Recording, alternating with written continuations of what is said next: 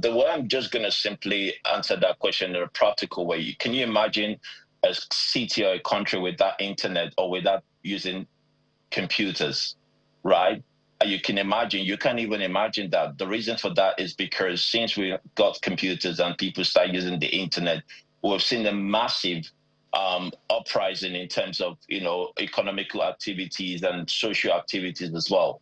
Imagine a city or a country not using the internet at the moment. That would be a very dark place to be. So I think Nigeria simply needs to jump on it, because the next phase at the moment is the artificial intelligence. So we've got internet now. Now the next thing is artificial intelligence. So the quicker we jump on it, that the quicker it for us to absolutely maximize the opportunities as well. And not just that, we've got to start training our people as well and using those capabilities so that we are not just consumers, right? Sometimes we consume things a lot, but we are also developers and producers as well, rather than consumers. And we can sell to other countries as well, not just within Africa, but across the world as well. I think that's the opportunity we should not miss as well. Yeah, it's beautiful you've gone there. We have a youthful population who are, consuming a lot of the AI, using a lot of the internet. And, we don't want them to be cheap labor for AI systems built by many other nations, around us. The question then becomes, where do we start from now? There's a training, of course. 3 million people have been trained tech-wise. But the question is, are we really focusing on what we should be doing? I'll give you an instance. In China, everybody from where you're in primary school and all that, you're not just consuming AI, you're building, stuff, coding with AI and all this kind of stuff happening. So where do we start as a nation as we speak today? I think, to be honest, I've made this point over and over again. We need to start from the early years. When we talk about early years career, we're talking about, people that are from nursery school. It's crazy to say that, but this country you just mentioned, if you go back to what's going on right now, they're pretty much starting from the nursery school to primary school as well. And I think that's certainly, we've got to embrace that as well. The same thing, you imagine a school without internet, or imagine a school without using the computers. It's not possible. So we've got to do that. And I think we need to start from our tertiary institution.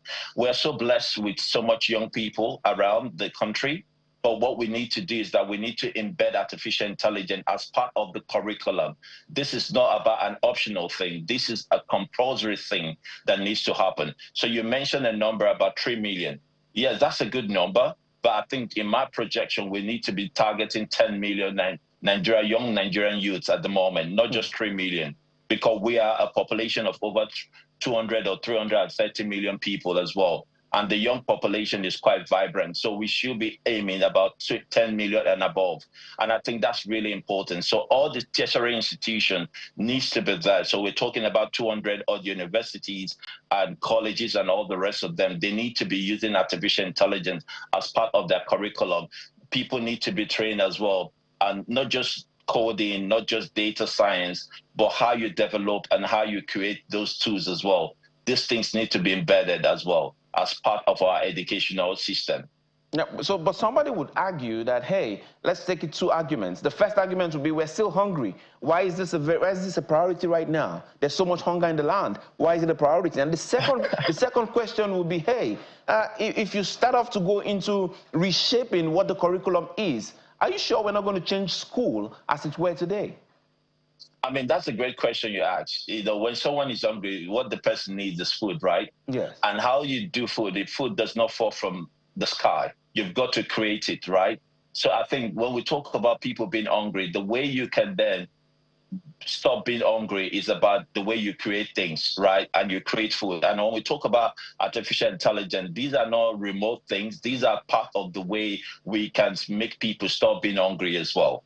Okay, so when we're talking about hungry, the question is that what do we need to do? Why are people hungry? People are hungry because they're not economically active at the moment. They're not earning money, to take care of themselves as well. There are no opportunities as well. So artificial intelligence would help you earn money, would help you take care of yourself, would help you, create things, obviously, that would be able to, you can sell, you can use, and you can also feed yourself as well. And I think those are the things. And I think without technology and without artificial intelligence, as with this current dispensation at the moment, There's no other way to do it, because we can't just go into the farms and just keep farming every day. It's not possible. We've got to apply artificial intelligence to everything that we do, so that this thing called hungry in the land obviously will be minimized dramatically as well. I think that's something we need to appreciate as well. Yeah, I mean, it's beautiful because people are saying, hey, we're just talking things that don't really affect the people now. But I mean, if they can see that, of course, this is going to provide jobs, give you economic stability, you know, financial stability, is going to help you financially, then perhaps they can cue in. And before we go on the break, the question comes also, it takes us back to the government. Is there anything you have seen? You know, are you aware of any national AI policy, something clear from the government that suggests that we are, you know, that we are really in the right direction? Or is there an urgent need, a gap that needs to be filled right now? I mean, in your own projection, in your own study. I mean, for me, I'm just going to quickly answer the latter. There is an urgent need at the moment.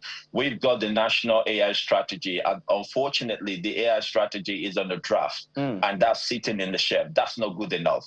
We need to move that from a draft to something that's a policy that's active and absolutely we're using right now. Because having an AI strategy and a draft, that's not good enough. So we've got to quickly move that. Obviously, the digital economy bill obviously is still ongoing at the moment. That needs to go through the assembly, you know, and then that needs to become a law or legislation quite quickly as well. And I think the reason for this is that because government needs to set the trajectory and the policy, and then the public sector needs to galvanize as well quite quickly.